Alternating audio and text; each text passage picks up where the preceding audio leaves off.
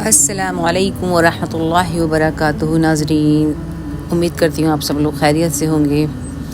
آج کافی ٹائم بعد آپ سے ملاقات ہو رہی ہے۔ اللہ تعالیٰ آپ لوگوں کے وقت میں برکت ڈال دے اور ہمیں اسی طرح ایک دوسرے سے جوڑا رکھے۔ دل میں خدا کا ہونا لازمی ہے اقبال، دل میں خدا کا ہونا لازمی ہے اقبال، سجدوں میں پڑے رہنے سے جنت نہیں ملتی۔ تو ناظرین، آج میں سورۃ الاخلاص کا آپ کے سامنے ایکسپلین کروں گی اینڈ اس کو ٹرانسلیٹ کروں گی۔ جیسا کہ آپ جانتے ہی ہیں کہ یہ سورت جو ہے توحید پر مبنی ہے۔ اللہ تعالیٰ فرماتے ہیں آیت نمبر 1، کہہ دیجئے وہ اللہ ایک ہے۔ آیت 2، اللہ بے نیاز ہے۔ آیت نمبر 3، نہ اس نے جنا اور نہ وہ جنا گیا۔ آیت نمبر 4، اور نہیں ہے اس کے لیے برابر کا کوئی ایک بھی۔ اس صورت میں توحید کی پہچان ہے، اللہ کی پہچان ہے، اور اس کی صفات میں علم کے اعتبار سے بھی اور عقیدے کے اعتبار سے بھی۔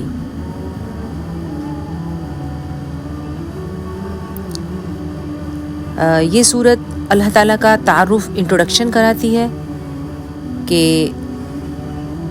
وہ ایک ہے، قل هو اللہ احد، وہ بے نیاز ہے، اللہ صمد، اس نے کسی کو جنم نہیں دیا، لم یلد، اور نہ ہی کسی سے جنا گیا، ولم یولد، اس کی برابر ہم پلہ کوئی نہیں، ولم یکن لہ کفوا احد۔ ان الفاظ کے ساتھ اللہ تعالیٰ نے تعارف کرایا ہے۔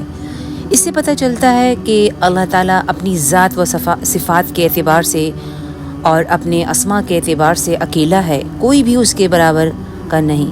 یہ صورت توحید کی تمام اقسام کو جمع کرتی ہے۔ صبح اور شام کی دعاؤں میں اس کو 3 بار پڑھا جاتا ہے۔ جب ابو لہب اپنے مشن میں ناکام ہو گیا کیونکہ اس کا دین شرک کا دین تھا، اس کی ناکامی کا بھی ذکر آیا ہے کہ وہ ختم ہو گیا، اور اس صورت میں بھی یہ پیغام دیا جا رہا ہے کہ ایک معبود کی عبادت کرو۔ آج کے بعد تمام انسانیت کے لیے جو اصل دین ہے وہ توحید کا دین ہے۔ دین اسلام کی سب سے بڑی پہچان اور سب سے بڑی خصوصیت کیا ہے کہ وہ توحید کا دین ہے، ایک اللہ پر ایمان لانے کا ذکر ہے۔ کبھی بھی اللہ تعالیٰ کے بارے میں شیطان بہکانے لگے تو اس صورت کو پڑھنا چاہیے۔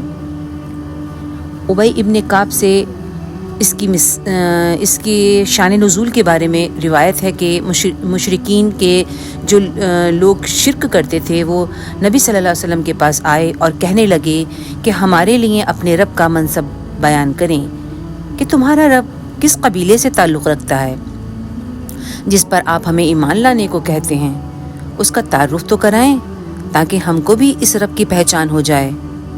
تو پھر اس پر اللہ تعالیٰ نے یہ صورت نازل کی۔ جو یہ جاننا چاہتا ہے کہ اللہ کون ہے، اس کو یہ صورت یہ صورت اللہ تعالیٰ کا تعارف کراتی ہے اس بندے کو کہ اللہ کون ہے۔ جو انسان شرک میں پڑا ہے اس کو اس صورت پر غور و فکر کرنا چاہیے۔ اگر قرآن کے مضامین کو 3 حصوں میں ڈیوائڈ کیا جائے تو اس صورت کا ایک پورا حصہ توحید پر مبنی ہے۔ نبی صلی اللہ علیہ وسلم نے فرمایا کہ ہمیشہ یہ سوال کیے جاتے رہیں گے کہ لوگ پوچھیں گے کہ اللہ کس سے پیدا کیا، اللہ کو کس نے پیدا کیا۔ اگر لوگ ایسا کہیں تو لوگوں سے کہو قل هو اللہ احد اللہ صمد۔ اکثر بچے بچپن میں سوال کرتے ہیں اللہ تعالیٰ کے بارے میں، تو آپ انہیں سمجھائیں، رٹوائیں نہیں۔ جب انہیں اچھی طرح سمجھ آ جائے تبھی اصل معنوں میں اللہ سے ان کو محبت ہوگی، جب اس کو اچھے سے اللہ تعالیٰ کا انٹروڈکشن اس بچے کو کرایا جائے گا۔ اصل میں بچوں کو رب کی پہچان کرانا ہے، تبھی اس رب کی محبت پیدا ہوگی۔ پہلے آپ کو خود پہچان کرنا ہوگی، جب تک پہچان نہیں تب تک محبت بھی نہیں۔ تو ضروری ہے انسان جس سے محبت کرتا ہے اس کے سارے گن جانے۔ اللہ تعالیٰ فرماتے ہیں کہ اے نبی آپ کہہ دیں قل هو اللہ احد، وہ اللہ ایک ہے جس کے بارے میں تم سوال کر رہے ہو۔ احد وہ ایک ہے، اکیلا ہے، اپنی ذات و صفات میں اکیلا ہے، اس کی ذات میں کوئی شریک نہیں، لاثانی ہے، اس کا کوئی دوسرا شریک ہی نہیں، اس کا کوئی دوسرا نہیں، اور اس کی کوئی شبیہ نہیں، اس کی کوئی مثال نہیں، اس کی برابر کوئی نہیں، اس جیسا کوئی نہیں، سب سے اعلیٰ اور سب سے بلند ہے۔ اللہ صمد بے نیاز ہے، الصمد جامع لفظ ہے، ایسی ٹھوس سالڈ چیز ہے جس میں ملاوٹ نہیں، کوئی کور نہیں، خالی پن نہیں، یعنی جو اپنی اوریجنل فارم میں ہو، جس کے اندر کوئی چیز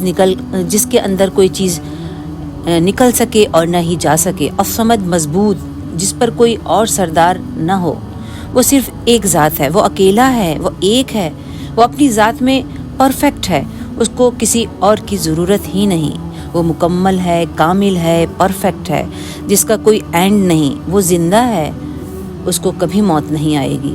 پھر غور بھی کرتے جائیں کہ اس سے پہلے کوئی اور بھی تھا یا ہے؟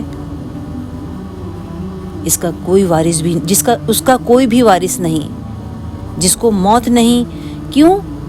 کیونکہ نہ اس نے کسی کو جنم دیا اور نہ ہی کسی سے جنا گیا۔ لم یلد ولم یولد، کیونکہ جو کسی سے پیدا کیا جاتا ہے تو پھر وہ پیدا بھی کرتا ہے، اور جو پیدا کرتا ہے اس کو موت بھی آتی ہے، اور جس کو موت آتی ہے اس کا مال بھی تقسیم ہوتا ہے۔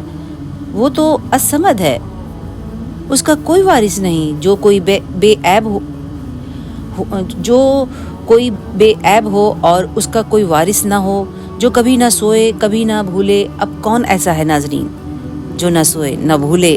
وہ اللہ کی ذات ہے، وہ جس پر کوئی آفت آ ہی نہیں سکتی، وہ پرفیکٹ ہے، جو غالب رہے، کبھی مغلوب نہ ہو، کوئی اس کے اوپر اوور پاور کر ہی نہیں سکتا، جو ہر طرح کی ذاتی ظلم اور نقصان سے پاک ہے۔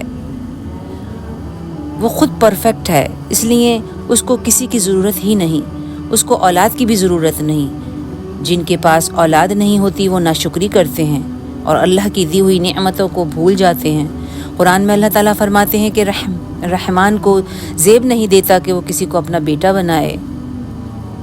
قرآن میں اللہ تعالیٰ فرماتے ہیں کہ وہ کہتے ہیں رحمان نے بیٹا بنا لیا، پاک ہے وہ، بلکہ وہ بندے ہیں، ان کو عزت دی گئی ہے۔ ولم یولد، اس کا کوئی رشتہ دار بھی نہیں ہے جس کی وہ بے جا ہمدردی یا حمایت کرے، فیور کرے، ہر ایک سے بے ضرورت اور بے نیاز ہے۔ ولم یکن لہ کفوا احد، اس کی برابر اور ہم پلہ کوئی بھی نہیں ہے۔ آپ دیکھیں، جب اس جیسا کوئی نہیں ہے تو وہ سب سے بڑا ہے، اور جب ہم اللہ تعالیٰ کو پہچانتے ہیں تو اس کی صحیح قدر ہمارے دل میں آتی ہے۔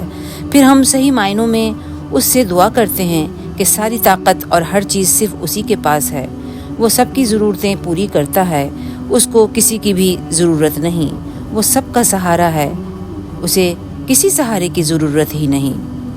تو سوچنا ضروری ہے کہ مجھے کمزور سہارے ڈھونڈنے کے بجائے کس پر توکل کرنا چاہیے، کس پر بھروسہ کرنا چاہیے؟ اللہ سبحانہ و تعالیٰ پر۔ تو ناظرین، اللہ تعالیٰ ہم سب کے ایمان کو مضبوط کرے اور خالص اس کی عبادت کرنے والا بنائے رکھے۔ آمین یا رب العالمین۔